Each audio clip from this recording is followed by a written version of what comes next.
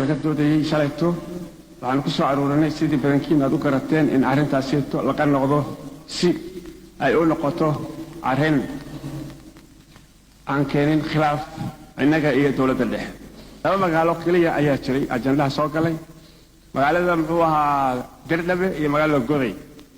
magaalo saddexaad ma ayna jirin, mana soo galin ajandaheena.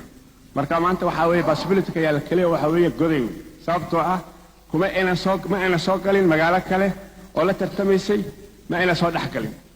saa darteed waana weydiinay cod in loo qaado arrintaas kale inay jirto degmo kale oo ku jirta tartan. waxaa la caddeeyey mudanayaasha kulli isku raaceen inay jirin.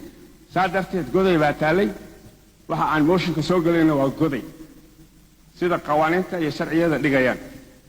ajandihii loo yaallay kaasuu ahaa Dirdhabe iyo Goday. Dirdhabe haddii meeshay ka baxday waxaa miiska yaalla waa Goday. waana idin furan tahay, mooshinkan waa furan yahay haddaan doorasho u qaadeenno iyo haddii laga hadlayo labada. waxaan u malaynayaa arrintan magaalo madax muddo dheer baynu halkan ku haynay.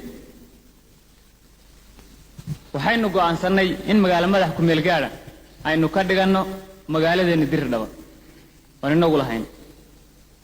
si caddaana dawladda dhexe ayaa amar inoo siisay la leeyahay go'aankiina sharciga ma waafaqsano. waxaynu go'aansannay haddana in go'aankeenni maadaama dawladda dhexe iyo innagu inaga iska horkeenayo aan ka noqonno. awal meesha waxaa wada yaallay Dirdhabe iyo Goday. doodana marra mayna soo gelin magaalo kale ee labada magaalo ma meesha ku wada sarraxnayd.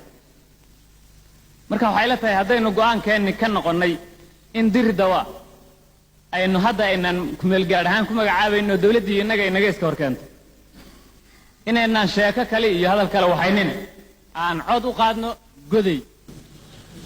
in lagu sii murmo ama xaqaa'iqa wax ka fog mar walba xubno badan ay isaga hadlaan mid meesha ku jirta aniga ilama aha. arrintan hadda maantana hor timid inay iska muuqatay, xubno badanna ay ka hadleen sidan hadda ay u dhacdayna ay muuqatay. si caatifinimo iyo si aan waxtarnimo ahayn in loo doodo ama loo hadlana aniga ma qabo. marka aad wax tari, marka aad wax qabsan karto wakhti baa lala eegtaa. ma aha si laablakacnimo oo aadan waxba ku tari karin inaadun isaga dhawaaqo. waxba yeelan soo dharijinay oo yeena ciidba isku dhicina. Dirdhabana sidii aynu u dhacsan lahayn iyo dhulkeena kalabana falowgeeda iyo qorsheeda iyo taladeeda iyo arrinteeda iyo abaabulkeeda aan lahaano.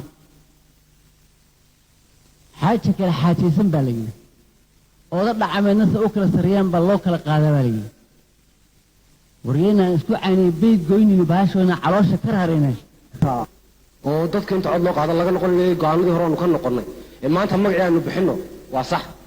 laakiin ma imika waxaynu hor yaallo maan qaba anigu halkii aynu magaalo madax ku meel gaadha ka dhigan lahayn ee aynu Dirdhabe ku bedel lahayn. marka waxaan codsanayaa shirguddoonka in ajandayaal dhammaaday oo wakhti la qabsaday aan dib loo soo celcelinin.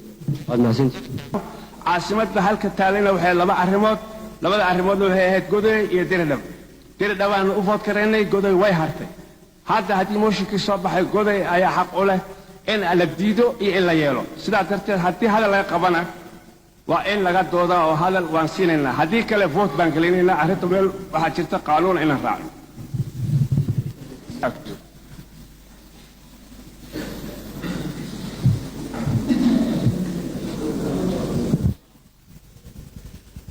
ጎዴን በዋና ከተማነት የምትቀበሉ እጃችሁን አውጡ የሚባለው ጥያቄ ከሰብሳቢው በቀረበበት ጊዜ አብዛኛው በቤት ውስጥ ካሉት 86 አባላት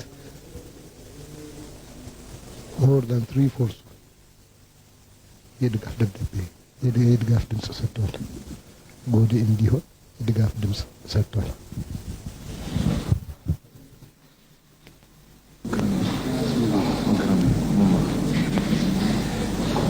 ديري يوم قشي maqli karaa